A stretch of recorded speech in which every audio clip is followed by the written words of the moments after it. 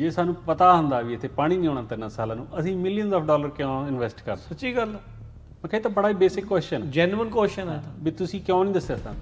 ਮੈਂ ਉਹਨਾਂ ਨੂੰ ਕੁਐਸਚਨ ਪੁੱਛਿਆ ਸੀ, ਮੈਂ ਕਿਹਾ ਵੀ 2015 ਜਦੋਂ ਤੁਸੀਂ ਲਾਅ ਫਰੇਮ ਕੀਤਾ ਤੁਹਾਨੂੰ ਪਤਾ ਸੀਗਾ ਨਾ ਵੀ ਇੰਨੀ ਲੈਂਡ ਹੋ ਜਾਣੀ ਹੈ, ਇਫੈਕਟ ਹੋ ਜਾਣੀ ਹੈ, ਵਾਈਟ ਲੈਂਡ ਬਣ ਜਾਣੀ ਹੈ, ਤੇ ਵੀ ਤੁਸੀਂ ਉਹਦੇ ਬਾਰੇ ਦੱਸਿਆ ਕਿਉਂ ਨਹੀਂ ਸਾਨੂੰ। ਬੜਾ ਹੀ ਹੱਸ ਕੇ ਉਹ ਜਿਹੜੀ ਫਾਰਮ ਬਿਊਰੋ ਵਾਲੀ ਕੁੜੀ ਨੇ ਜਵਾਬ ਦਿੱਤਾ ਸੀ, ਉਹ ਕਹਿੰਦੀ ਲੈਂਡ ਨੇ ਹੋਰ ਵੀ ਸ਼ਰਿੰਕ ਹੋਣਾ ਅੱਜ ਦੇ ਨੰਬਰਾਂ ਤੋਂ। ਜਾਣੀ ਕੰਟਰੋਲ ਬੋਰਡ ਕਹਿ ਰਿਹਾ, DWR ਕਹਿ ਰਿਹਾ ਤੇ ਲਾਅ ਸਕੂਲ ਵਾਲਾ ਕਹਿ ਰਿਹਾ ਵੀ 1.5 ਮਿਲੀਅਨ 5 ਕਾਉਂਟੀਆਂ 'ਚ ਉੱਡ ਜਾਣੀ ਹੈ 2 ਸਾਲਾਂ 'ਚ, ਤੇ ਉਦੋਂ ਗਾਹਾਂ ਵੀ ਸ਼ਰਿੰਕ ਹੋਣੀ ਹੈ ਜ਼ਮੀਨ ਸਾਨੂੰ ਵਕੀਲ। ਇਹ ਤਾਂ ਬਹੁਤ ਵੱਡਾ ਨੰਬਰ, ਲੈਂਡ ਨੇ ਹੋਰ ਸ਼ਰਿੰਕ ਹੋਣਾ ਹੈ ਨਾ, ਤੇ ਵੀ ਇਹ 'ਚ ਹੋਰ ਵੀ ਜ਼ਿਆਦਾ ਗਰੋਅਰਸ ਆਊਟ ਆਫ ਬਿਜ਼ਨਸ ਹੋਣਗੇ। ਤੇ ਮੈਂ ਜਦੋਂ ਆਪਦੀ ਗੱਲ ਸ਼ੁਰੂ ਕੀਤੀ ਸੀ ਮੈਂ ਉਦੋਂ ਅਖੀਰਲੀ ਵੀ ਇਹੀ ਕੀਤੀ ਸੀ, ਮੈਂ ਕਿਹਾ I will be one of those. ਮੈਂ ਉਹਨਾਂ ਨੂੰ ਕੁਐਸਚਨ ਪੁੱਛਿਆ ਸੀ, ਮੈਂ ਕਿਹਾ ਵੀ 2015 ਜਦੋਂ ਤੁਸੀਂ ਲਾਅ ਫਰੇਮ ਕੀਤਾ ਤੁਹਾਨੂੰ ਪਤਾ ਸੀਗਾ ਨਾ ਵੀ ਇੰਨੀ ਲੈਂਡ ਹੋ ਜਾਣੀ ਹੈ, ਇਫੈਕਟ ਹੋ ਜਾਣੀ ਹੈ, ਵਾਈਟ ਲੈਂਡ ਬਣ ਜਾਣੀ ਹੈ, ਤੇ ਵੀ ਤੁਸੀਂ ਉਹਦੇ ਬਾਰੇ ਦੱਸਿਆ ਕਿਉਂ ਨਹੀਂ ਸਾਨੂੰ।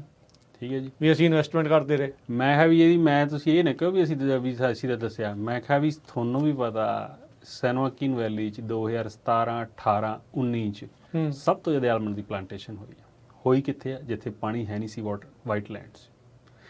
ਜੇ ਸਾਨੂੰ ਪਤਾ ਹੁੰਦਾ ਵੀ ਇੱਥੇ ਪਾਣੀ ਨਹੀਂ ਆਉਣਾ 3 ਸਾਲਾਂ ਨੂੰ ਅਸੀਂ ਮਿਲੀਅਨਸ ਆਫ ਡਾਲਰ ਕਿਉਂ ਇਨਵੈਸਟ ਕਰਦੇ। ਸੱਚੀ ਗੱਲ ਮੈਂ ਕਿਹਾ ਇਹ ਤਾਂ ਬੜਾ ਹੀ ਬੇਸਿਕ ਕੁਐਸਚਨ ਜੈਨੂਇਨ ਕੁਐਸਚਨ ਹੈ ਵੀ ਤੁਸੀਂ ਕਿਉਂ ਨਹੀਂ ਦੱਸਿਆ ਸਾਨੂੰ, ਉਦੋਂ ਕਿਉਂ ਨਹੀਂ ਰੋਕਿਆ ਹੈ ਨਾ। ਤੇ ਫਿਰ ਮੈਂ ਕਿਹਾ ਵੀ ਦੂਜੀ ਗੱਲ ਇਹ ਆ ਵੀ ਜਿਹੜੀ ਅੱਜ ਹੁਣ ਜਿੱਥੇ ਖੜੇ ਆ ਇਹਦੋਂ 2040 ਤੱਕ ਤੁਹਾਨੂੰ ਕੀ ਲੱਗਦਾ ਵੀ ਲੈਂਡ ਘਟੂਗੀ, ਜਾਂ ਵੀ ਜਿੱਥੇ ਹੈਗਾ ਤੁਸੀਂ ਅੱਜ ਫੋਰਸ ਕਰਤੀ ਵੀ ਜਿਹੜੀ ਲੈਂਡ ਕੋ ਪਾਣੀ ਨਹੀਂ ਹੈਗਾ ਦੱਸਤਾ ਸਾਨੂੰ ਇੰਨੀ ਲੈਂਡ ਕੋ ਪਾਣੀ ਨਹੀਂ ਹੈਗਾ ਵੀ ਇਹ ਐਵੇਂ ਰਹਿ ਜੂਗੀ।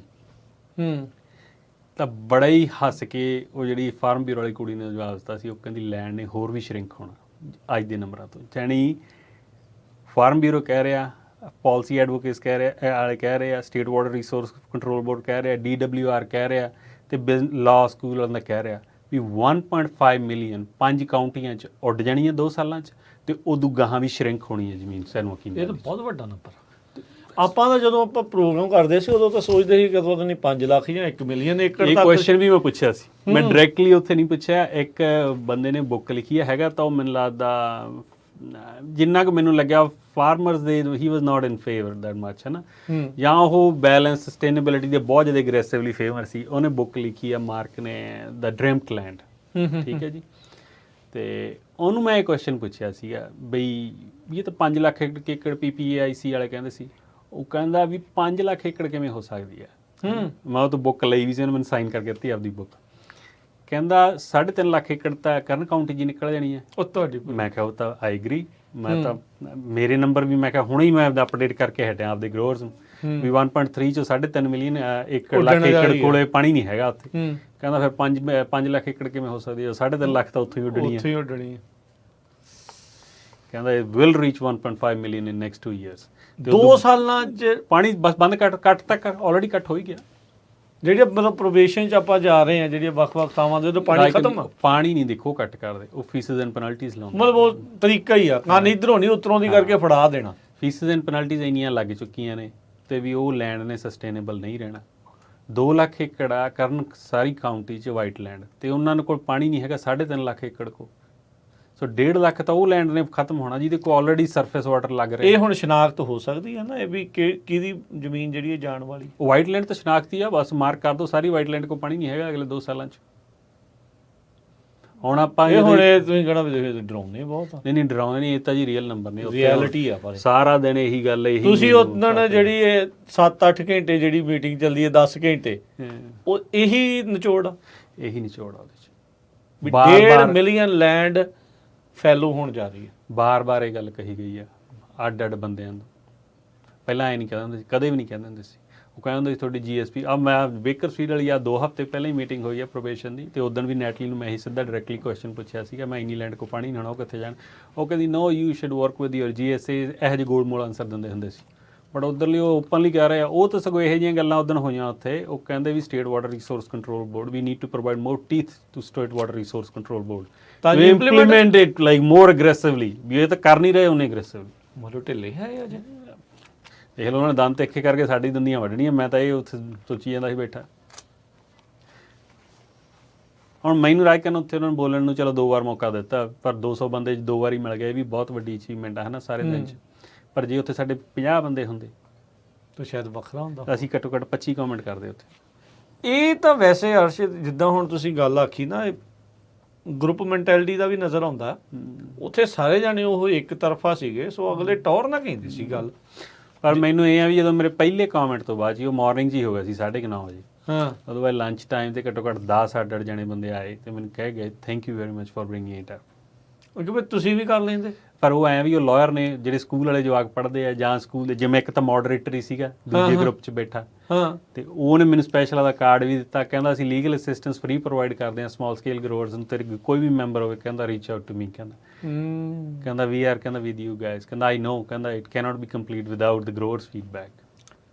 ਸੋ ਜਿਹੜਾ ਏਡੇ ਡਰਾਸਟਿਕ ਸਟੈਪ ਆ, ਜਿਹੜਾ ਹੁਣ ਸਸਟੇਨੇਬਿਲਿਟੀ ਦੇ ਨਾਲ ਪੈਰਲਲੀ ਗੱਲ ਕਰੀਏ, ਆਪਾਂ ਗਰੋਵਰ ਦੀ ਅੱਖ ਤੋਂ ਐਨਕ ਤੋਂ ਜਿਹੜਾ ਉਹ ਦੇਖ ਰਹੇ ਆ, ਕੀ ਸਟੇਟ ਦੀ ਇਹ ਜਿਹੜੀ ਐਨਕ ਵੀ ਆਪਾਂ ਪਾਣੀ ਨੂੰ ਬਚਾ ਕੇ ਰੱਖਣਾ ਆ, ਜਾਂ ਕਿਉਂਕਿ ਉਹਦੇ ਨਾਲ ਜ਼ਮੀਨ ਧੱਸਦੀ ਆ, ਹੋਰ ਕਈ ਜਿਹੜੀਆਂ ਉਹ ਮੁਸ਼ਕਲਾਂ ਜਿਹੜੀਆਂ ਆਉਂਦੀਆਂ, ਉਹ ਰਿਐਲਿਟੀ ਕਿੱਥੇ ਤੱਕ ਆ? ਐਜ਼ ਏ ਗਰੋਵਰ ਤਾਂ ਆਪਾਂ ਨੂੰ ਲੱਗਦਾ ਵੀ ਸਾਨੂੰ ਤਾਂ ਹੁਣ ਬਿਜ਼ਨਸ ਤੋਂ ਇਹ ਬਾਹਰ ਕੱਢ ਰਹੇ ਆ, ਪਰ ਓਵਰਆਲ ਆਪਣੇ ਲਈ, ਆਪਣੇ ਪਰਿਵਾਰਾਂ ਲਈ, ਜਾਂ ਆਪਣੀ ਆਉਣ ਵਾਲੀਆਂ ਜਨਰੇਸ਼ਨਾਂ ਦੇ ਲਈ ਇਹ ਕਿੰਨੀ ਕੁ ਜਿਹੜੀ ਇਹ ਗੱਲ ਤਗੜੀ ਆ?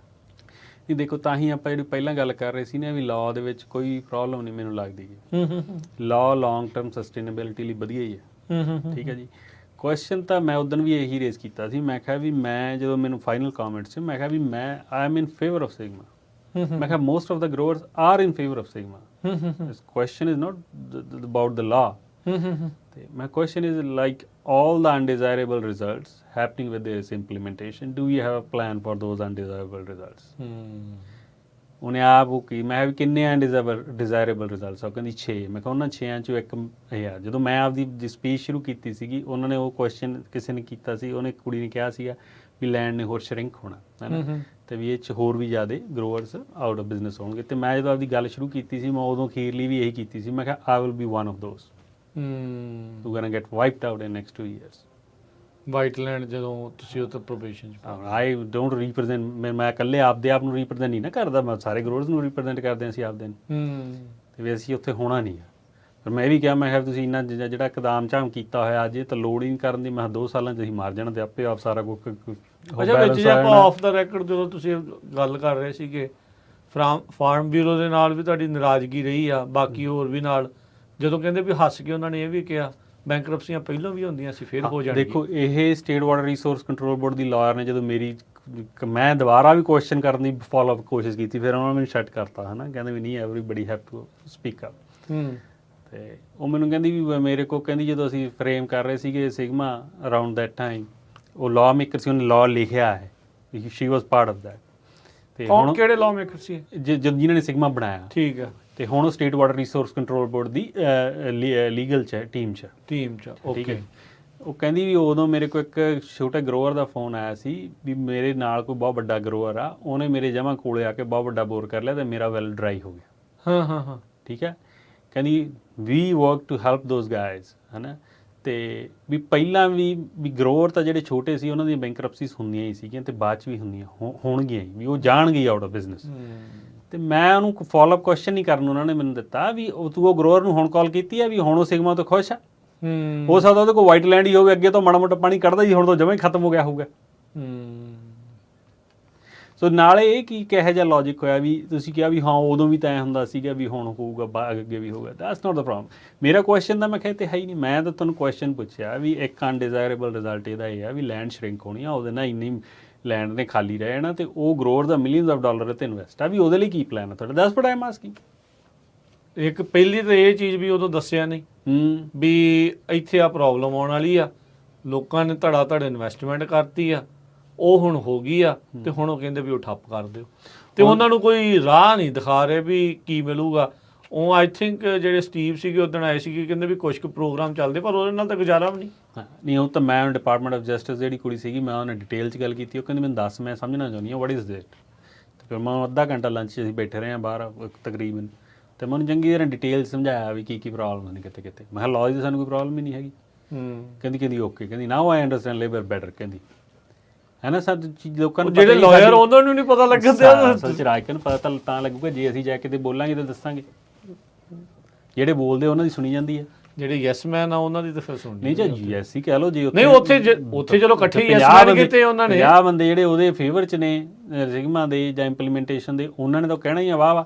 ਉੱਥੇ ਜਦੋਂ ਜਿਹੜਾ ਬਾਕੀ 150 ਨਿਊਟਰਲ ਬੰਦਾ ਬੈਠਾ ਉਹਨੇ ਕਹਿਣਾ ਵੀ ਹਾਂ ਠੀਕ ਆ, ਤੇ ਮੈਂ ਇੱਕੋ ਹੀ ਸੀ ਅਗੇਂਸਟ ਵਾਲਾ, ਹੋਰ ਕੋਈ ਨਹੀਂ। ਹਾਂ ਉਹ ਕਹਿੰਦਾ ਵੀ ਆਈ ਵੀ ਤਾਂ ਹੋ ਹੀ ਸਕਦੀ ਹੈ, ਨਿਊਟਰਲੀ ਵੀ ਐਵੇਂ ਮਾਰੀ ਜਾਂਦਾ ਯਾਰ, ਇਹ ਇਹਨਾਂ ਦੀ ਇੱਕ ਬੰਦੇ ਨਾਲ ਕੀ ਫਰਕ ਪੈਂਦਾ। ਹੋਰ ਤੁਹਾਡੇ ਤੋਂ ਇਲਾਵਾ ਕਿਹੜਾ ਗਰੋਵਰ ਦੇ ਹੱਕ ਚ ਆਇਆ ਉੱਥੇ ਕੋਈ? ਕੈਫ ਵਾਲਿਆਂ ਨੇ ਜ਼ਰੂਰ ਦਿੱਤਾ ਜਿਹੜਾ ਡੇਟਾ ਜਿੰਨਾ ਹੀ ਪ੍ਰੈਜ਼ੈਂਟ ਉਹ ਜਿਵੇਂ ਉਹਨਾਂ ਨੇ ਕਿਹਾ ਸੀ ਡੇਟਾ ਉਹਨਾਂ ਦਾ ਇਹੀ ਵੀ ਸੈਂਟਰਲ ਵੈਲੀ ਚ ਇੰਨੀ ਲੈਂਡ ਹੈਗੀ ਆ, ਵੀ ਉਹਨਾਂ ਨੇ ਨੰਬਰ ਨਹੀਂ ਦਿੱਤੇ ਸੀ ਵੀ ਲੈਂਡ ਹੈਗੀ ਆ ਰਿਸਕ ਤੇ ਵਾਈਟ ਲੈਂਡ, ਤੇ ਵੀ ਉਹ ਚ ਬਹੁਤ ਵੱਡਾ ਲਾਸ ਹੋਣਾ, ਕਾਊਂਟੀਜ਼ ਦੇ ਬਹੁਤ ਵੱਡਾ ਇੰਪੈਕਟ ਹੋਣਾ। ਇੱਕ ਉਹਨਾਂ ਨੇ ਕਾਊਂਟੀਜ਼ ਕੇਸ ਸਟੱਡੀ ਵੀ ਦਿੱਤੀ ਸੀਗੀ ਜਿੱਥੇ ਉਹਨਾਂ ਨੇ ਕਿਹਾ ਸੀਗਾ ਵੀ ਉਹਨਾਂ ਦੀ 20 ਮਿਲੀਅਨ ਤੋਂ ਨਾ, ਮੈਨੂੰ ਨੰਬਰ ਭੁੱਲ ਗਏ, ਤੇ ਜਾਣੀ ਉਹਨਾਂ ਦਾ 70% ਡਿਕਲਾਈਨ ਸੀਗਾ ਸਿੰਸ ਕੋਵਿਡ, ਕਿਉਂਕਿ ਉਹਨਾਂ ਤੇ ਵਾਟਰ ਕੱਟਸ ਲੱਗੇ ਸੀ।